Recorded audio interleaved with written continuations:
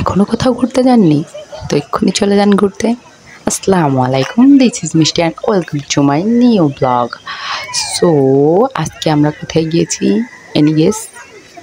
যাক, আর মজা করবো না। সো আজকে আমরা গিয়েছিলাম নরসিংদী ড্রিম হলিডে পার্ক। নাম শুনছি অনেক, কিন্তু কখনো যাওয়া হয় নাই। আরে পকেটে টাকা ছিল না তাই। যাই হোক, টাকা তো বোঝাই নিছি, এখন তো পুরা পার্কটা দেখতে হবে। তো গেলাম, যাওয়ার পরে পার্কে ঢুকলাম। ওমা, টিকিটের যে কি দাম! যাই হোক, তাতে কি, ঘুরতে তো হবেই, ঘুরতে হবে, দেখতে হবে। টাকা পয়সা না থাকলে কি, জোগাড় করে নিতে হবে। যাই হোক, অবশেষে ঢুকে পড়ছি। দেখেন দেখেন দেখেন দেখেন, বরফের মধ্যে চলে আসছি। কি মনে হচ্ছে সত্যিকারের বরফ? মজা করলাম। এত মানুষ, এত মানুষ, কত টাকা তাদের! আহারে, আমি শুধু গরিব। এই রিক্সাটাতে একটু চড়তে চাইছিলাম, কিন্তু হলো না। যাই হোক, বরফের দেশেই যাই, একটু বরফ দেখে আসি কেমন গলছে। দেখছেন কত মানুষ আর মানুষ। আসলে শীতের সিজনে ঘুরতে যাই না কে, শুধু আমি ছাড়া। বরফ নদী, বরফ নদী, কি সুন্দর!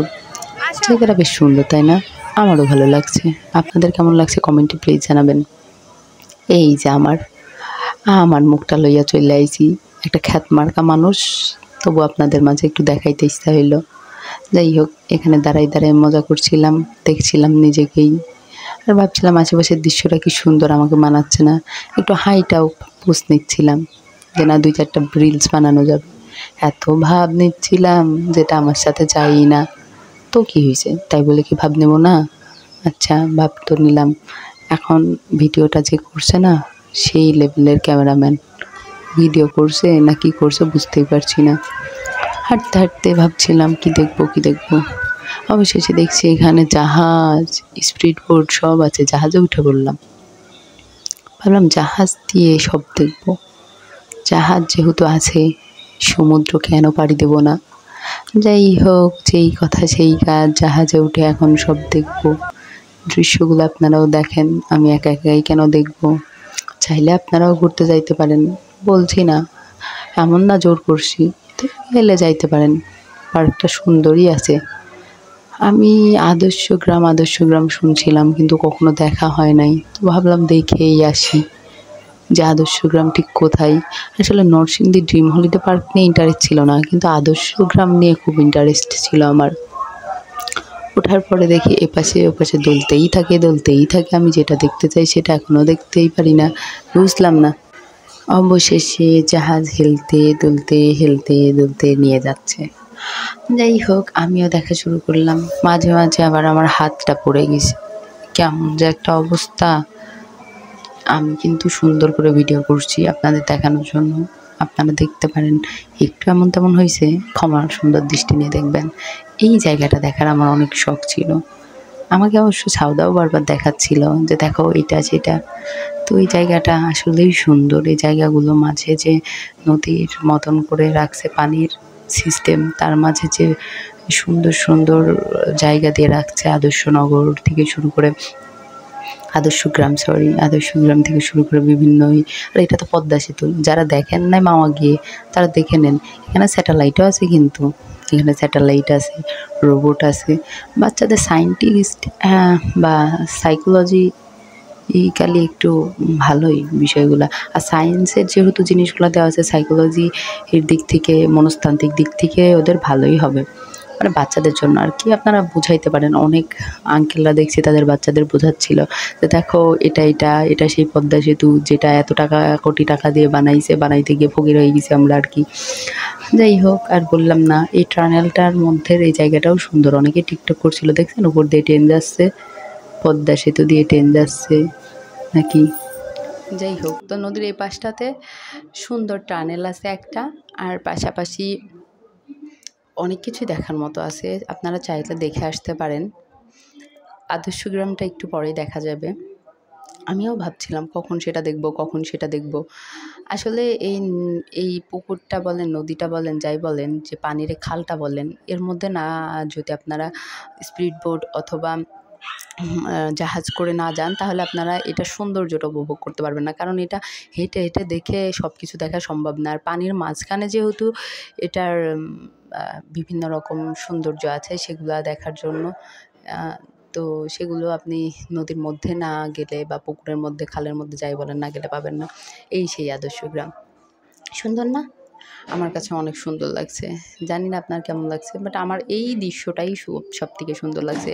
কারণ মোটামুটি তো পার্ক তো সব জায়গাতেই হয়, পার্ক তো মোটামুটি সব একই রকম হয়, রাইড থাকবে, ঘোরার জায়গা থাকবে, দৃশ্য থাকবে, তবে এইরকম একটা নতুনত্ব ব্যাপার এখানে আছে যেটা অন্য কোথাও নাই। যাই হোক, তো এখানে নদীর মধ্যে অনেকগুলো কিছুই দেখার মতো আছে, অনেকগুলো এরকম ছোট ছোট স্থাপনা তৈরি করা আছে, ছোট ছোট। এখানে অনেকগুলো হাঁস, দেখতে কি সুন্দর লাগছে না? আমারও অনেক ভালো লাগছিল। এটা ছাউদা বারবার দেখাচ্ছিল যে দেখো কত হাঁস, তো আমারও অনেক ভালো লাগছিল। আর বাচ্চাদের জন্য তো বেস্ট জায়গা পার্ক হয় আর কি, যে কোনো পার্কই হোক, সে যেমন পার্কই হোক, বাট অনেক সুন্দর হয়।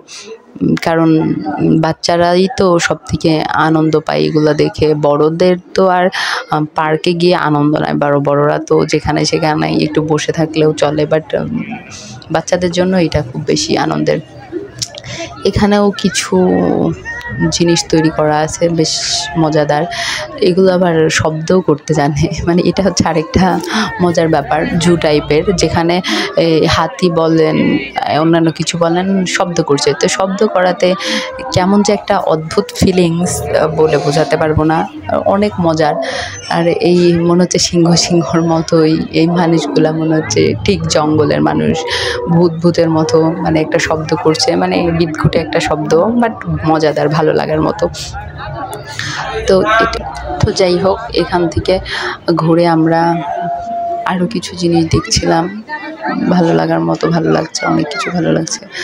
তো এই শেষ, এরপরে এখান থেকে গিয়ে দেখি যে এরকম ঝর্ণা, এবং ঝর্ণার পাশে পেঙ্গুইন, দেখতে কি মজার না, সুন্দর না? অনেক সুন্দর, আমারও অনেক ভালো লাগছে যে এরকম ঝর্ণা টর্ণা, একটা পাহাড়ি ফিল আসে আর কি। এই শীতের দিন এত কোনো কিছু ফিলগুলো যদি আপনি এখানে বসে পান তাহলে তো ভালোই হয়, তাই না?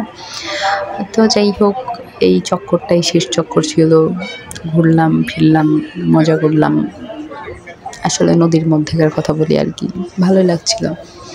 তো এই এক চক্করে আমরা গিয়ে পৌঁছালাম আমাদের টানেলের সামনে, যেখানে আমাদের জাহাজটা থামে আর কি। অভিজ্ঞতা বেশ মজার। এখানে অনেক মানুষ ছিল, এত মানুষের ভিড়, এটা আমি লাস্টে আবার ক্যাপচার করি, ভালো লাগছিল তাই শেষে, মানে নামার কিছুক্ষণ আগে আমি এটা ক্যাপচার করি আর কি। এটাও দেখছি, আমি এটা দেখছিলামই না, জাহাজে যখন উঠছি তখন দেখি না এই টাইটানিক একটা ভাব আছে এখানে। ছাউদা আবার একটু পোজ দিচ্ছিল আর কি, বলছিলাম ও আইসক্রিম খাবে বায়না করছিল, আমি দিতে চাচ্ছিলাম না, ও দেখছি পোজ নিচ্ছে আবার। কত মানুষের ভিড় দেখছেন, সিরিয়াল কত। আর এখানে টাইটানিক জাহাজে উঠছিলাম, ভাবে এমন। যাই হোক, ছাদে এখানে বসেই পড়ছে ক্লান্ত হয়ে। এখন আমরা চলে যাওয়ার সময় দেখছি এখানে একটা মানুষ সিতারা বাজাচ্ছে, তো ক্যাপচার তো করতেই হয়, জায়গা আসছে যেহেতু, ক্যাপচার না করে নিয়ে গেলে কেমন হলো? পার্কটা সৌন্দর্য না দেখালে তো কেউ যদি আসতে চায় তার আগে এটা দেখেও অন্তত ভাববে যে এখানে যাওয়া যাবে কি যাবে না। পানিতে অনেক শাপলা ছিল, অনেক ভালো লাগছিল দেখতে।